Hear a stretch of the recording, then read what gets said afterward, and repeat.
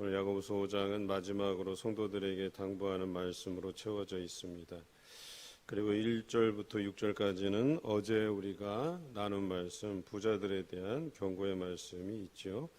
특히 예루살렘 교회가 어려움을 당하고 있음에도 불구하고 그들에 대해서 사치하고 방종하고 또 그들의 그 어려움을 돌아보지 아니하는 자들에게 경고하는 말씀입니다. 특히 부한자들아 너희에게 임할 고생으로 말미암아 울고 통곡하라 이랬어요. 참 이상하게도 성경 안에는 부자들에 대한 경고들이 나옵니다. 그런 이유는 앞에서 너희가 많이 선생되지 말라고 한 말씀과 유사합니다.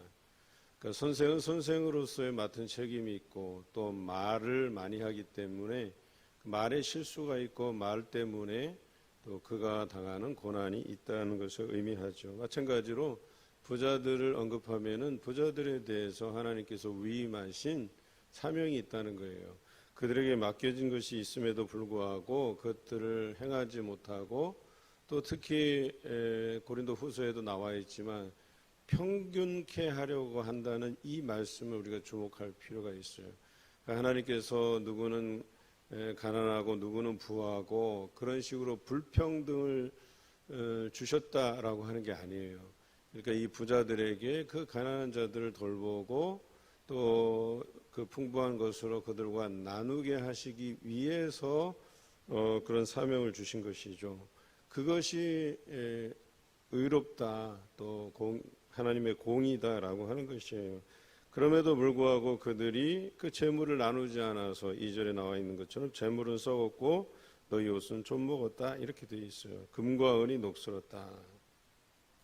그리고 3절 하반절에 너희가 말세에 재물을 쌓았도다 이렇게 되어 있는 거예요. 유력 정치인이 대선에서 지고 그 주식 투자한 문제를 가지고 말들이 많잖아요. 뭐 우리가 생각할 때는 자신의 재산 가지고 이렇게 저렇게 하는데 무슨 참견이야라고 할 수 있겠지만 그것이 사회적으로 파장을 주는 이유는 그런 거예요. 여기 나와 있지만 말세에 재물을 쌓았다라고 하는 것이죠. 가뜩이나 어려운 상황에서 자신이 그 주식 투자를 통해서 자기의 배를 배불린다? 이것에 대해서 그 소속된 정당의 다른 의원들도 비판의 목소리를 낼 수밖에 없는 거죠. 마찬가지로 하나님께서도 이 땅의 부유한 자들에게 너희에게 임할 고생으로 말미암아 울고 통곡하라고 이야기하는 이유는 우리가 참으로 어려운 때에 그 어려움을 같이 나눌 수 있는 위로부터 난 지혜를 얻어야 되는데 그러지 못하고 내 배만 배불리려 하고 사치하고 방종하기 때문에 하나님께서 주신 그래서 이런 때에 사치하고 방종하는 일들로 인해서 그 사람으로 하여금 마땅히 도와야 될 이 땅에 하나님의 백성들에 대해서 그것을 나누지 못함으로 인한 여러 가지 고생스러운 일들이 부유한 자들에게 임할 것이다. 오늘 경고하고 있습니다. 7절부터 인내와 기도에 대해서 우리 설명하고 있습니다. 그래서 1절에서 6절까지는 어제 본문에 이은 본문이고 오늘 7절부터는 우리가 어떻게 생활해 나가야 되는가. 농부가 곡식을 뿌리고 비를 기다리는데 이 이스라엘 땅에도 우리와 비슷해요. 봄비가 있고 여름비가 있듯이 거기에는 이른 비를 봄비, 늦은 비를 장마비로 생각하시면 돼요. 봄비는 적은 양의 비예요. 그리고 늦은 비는 장마비같이 많은 비의 양이에요. 그 이른 비는 싹을 틔우는 데 필요하고 장마비는 곡식이 충분히 자라는 데 필요한 비예요. 그런데 농부가 씨를 뿌리고 나서 참을성이 없다면, 인내하지 못하면, 기다리지 못하면 곡식을 선물로 받기가 어렵다라고 하는 것이죠. 마찬가지로 신앙생활에도 이와 같이 때로는 이른 비를 주실 때 그것이 우리 속담에도 가랑비에 옷 젖는다 이런 표현들이 있잖아요. 이게 적은 양의 비 같지만 그걸 쭉 인내하고 기다리다 보면 옷을 다 젖게 할 만큼 충분한 양의 비가 될 수 있다는 거예요.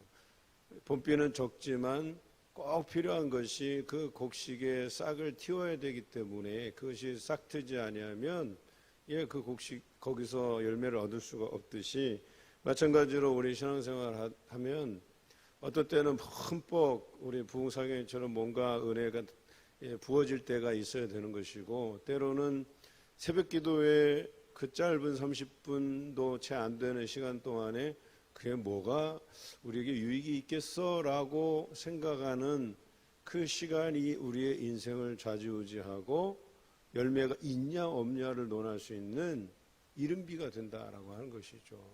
그래서 새벽 기도에 나와서 하나님의 말씀을 묵상하고 그것을 통해서 하루를 시작하는 그 삶이 쌓이고 쌓여서 믿음이 되고 그 믿음이 쌓이고 쌓여서 하나님께서 우리에게 주신 귀한 사명을 감당하는데 귀한 바탕이 된다라고 하는 것이죠.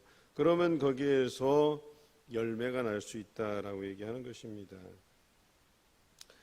흔히들 교회에서 여러 가지 프로젝트 중에 요즘은 새벽 기도회를 제가 다녀온 교회 여러 군데 탐방해서 보니까 40일 기도회가 있어요. 그래서 봄에 한 번, 가을에 한 번 이렇게 하더라고요. 그래서 그 40일의 주제가 우리가 교회입니다라고 하는 거예요. 그런데 참 주제도 좋지만 40일간 우리로 말하면 그런 특별 새벽 기도회를 통해서 그 40일이 쌓이고 쌓여서 하나님께서 그 교회와 성도들에게 부으시는 놀라운 은혜 또 뭔가 중요한 일들을 앞두고 그것을 통해서 은혜 받기를 준비하고 또 믿음을 다지는 그런 귀한 시간이 되거든요.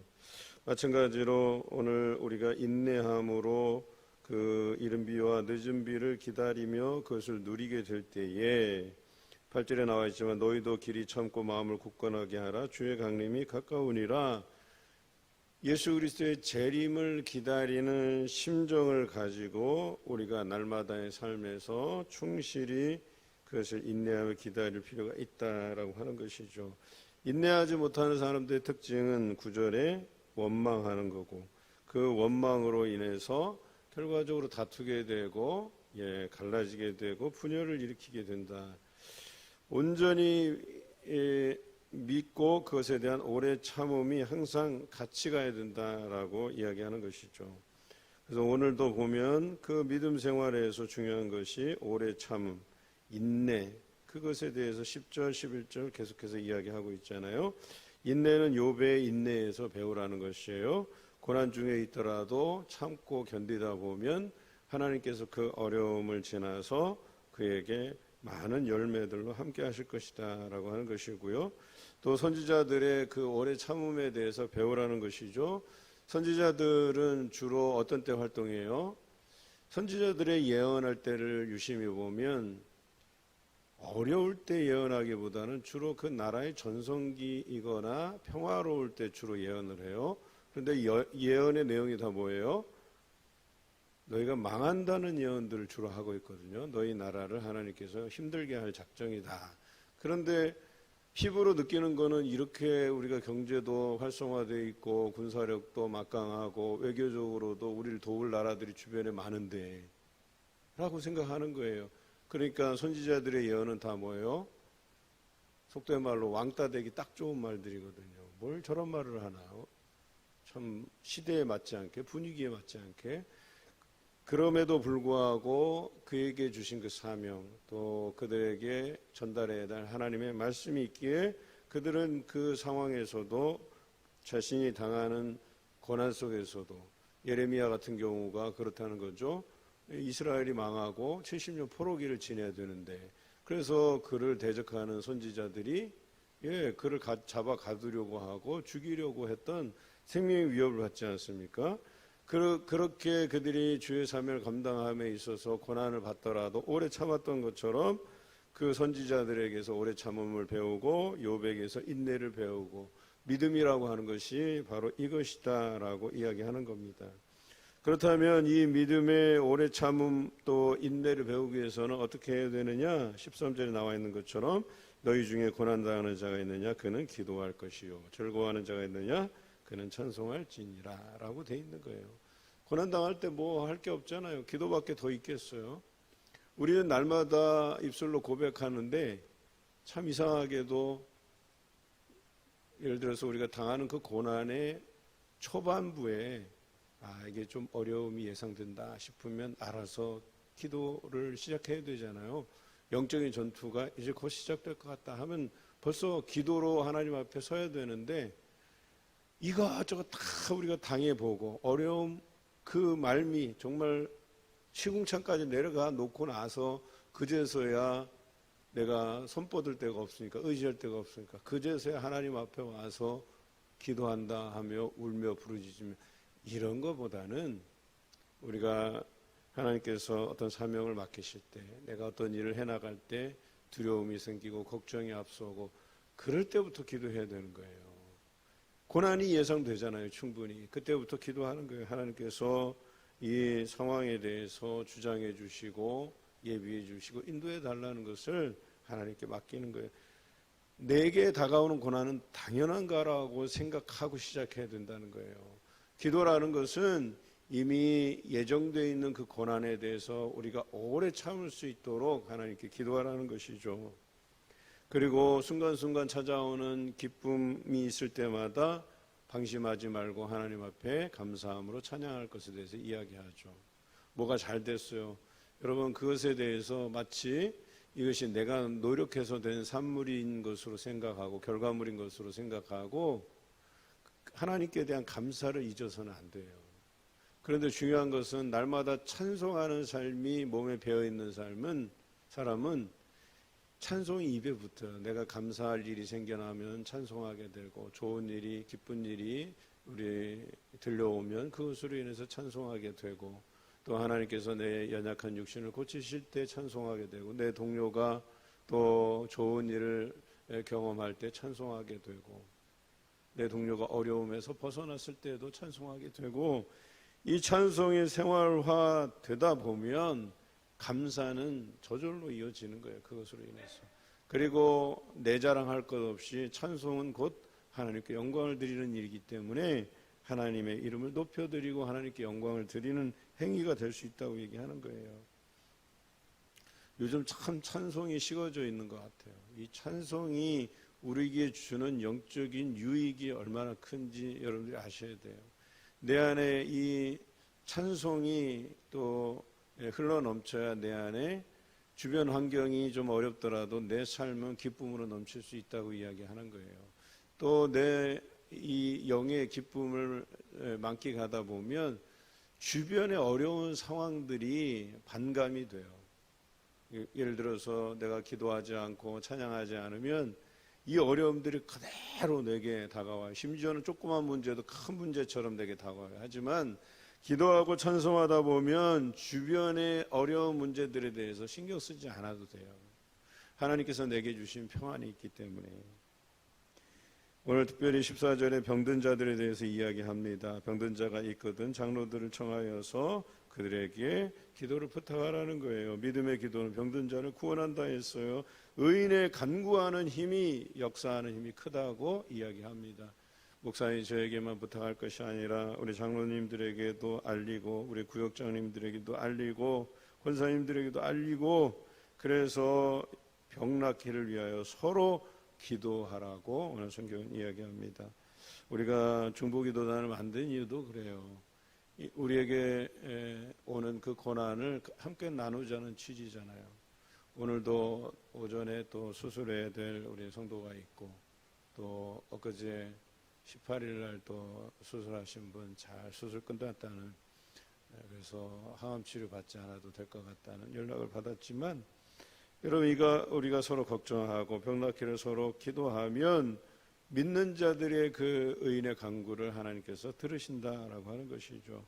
그 예로서 엘리야를 듭니다. 엘리야는 어때요? 비가 오지 않기를 간구하며 3년 6개월 동안 비가 오지 않다가 또 비가 오기를 구하니까 이 조그마한 이 손바닥만한 구름에도 그 길을 완전히 덮어버릴 만한 큰 비가 나는 것 아니겠습니까? 하나님께서 그 의인의 간구를 들으신다라고 하는 것입니다. 이것에 대해서 우리가 믿음을 가져야 돼요. 여러분들이 기도할 때 확신을 가지고 믿음을 가지고 기도하시기 바라요. 그러면 그것이 내 정욕을 위해서 구해지는 것이 아니라면 반드시 하나님께서 응답해 주실 줄로 믿습니다. 19절 20절 혹시 우리 중에 미혹된 자가 있거든 진리를 떠난 자가 있거든 그들을 권면해서 주께로 돌아오게 할 것에 대해서 이야기합니다. 우리가 두드림 신방을 진행하고 있잖아요. 그 한 생명 한 생명 어떤 이유 때문인지 교회를 떠나 있어요. 그들을 돌아오게 하는 것 중요해요. 뿐만 아니라 요즘 온라인에 또 빠져서 물론 여건이 되지 않아서 온라인으로 예배드린 것 이해할 수 있지만 혹시라도 우리 신앙이 게을러져서 그냥 성전 예배를 거부하고 집안에서 편안히 온라인으로 예배드릴 생각이라면 빨리 이것에서 벗어나야 돼요. 우리가 성전 예배를 힘쓰고 내 몸이 허락하는 한, 내 환경이 허락하는 한 그 시간들을 구별해서 하나님 앞에 나와서 예배드린 것 매우 중요합니다. 그 안에 우리가 온라인으로 예배드리는 것도 의미가 있겠지만 거기에는 교제가 들어가 있지 않잖아요. 여러분 현장감 있는 교제가 우리에게 필요하거든요. 그리스도 안에서 교제가 너무나도 중요하거든요. 제가 미국 교회를 다니면서 제일 부러웠던 게 그거예요. 교제의 시간이 충분하다는 거. 우리 같이 예배 끝나고 그냥 횡하니 가버리는 게 아니에요. 335 모여서 차를 나누며 담소를 나누며 그리스도인으로서의 교제를 나누고 여러분 이게 얼마나 좋은 환경인지 몰라요. 특히나 저는 감사한 게 저희들 식사가 시작되고 식당에서 식사의 교제를 나누는 거 정말 좋아요. 저는 다니면서 성도 한 분 한 분 얼굴을 보고 인사하는 게 제 어찌 보면 일주일 중에 가장 큰 낙이라고 볼 수 있겠어요. 성도들 얼굴 보고 인사하고 맛있게 식사하고 대화 나누는 모습들을 보면 그게 교회다 싶은 생각을 하거든요. 그런데 그저 그냥 우리의 어떤 편리를 위해서 이 온라인 예배가 활용되지 않기를 바라는 마음이에요. 오늘 우리 잃어버린 자들, 미혹된 자들, 또 낙심해서 절망하고 주저앉은 우리 성도들 우리가 다 찾고 그에게 구원의 기회가 다시 주어지고 또한 그들에게 어떤 잘못이 있더라도 그 허다한 죄를 하나님께서 다 덮어주심을 믿고 오늘 이 70일 전도 대행진 디플러스 주일 이른 양 찾기를 향해서 열심히 달려가는 저와 여러분 되시길 주님의 이름으로 기원합니다.